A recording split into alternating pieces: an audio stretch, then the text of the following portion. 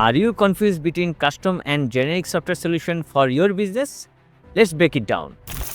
Custom software means a tailored solution that fits your unique needs. It offers scalability and enhanced security. It can adapt as your business grows and integrate seamlessly with your existing system to ensure optimal performance. However, the initial investment can be higher. On the other hand, generic software is quick to implement and budget-friendly. Think of tools like Microsoft Office or Google Chrome. They come with standard features that might not perfectly meet your needs, but they save your time and upfront cost. Consider your business-specific needs, budget, and long-term goals. If you need high customization or deal with sensitive data, custom software solution might be your best bet. For basic requirement and rapid deployment, generic software could be enough.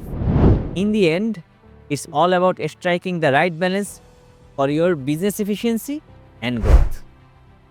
Now, which one will you choose? Let me know in the comment.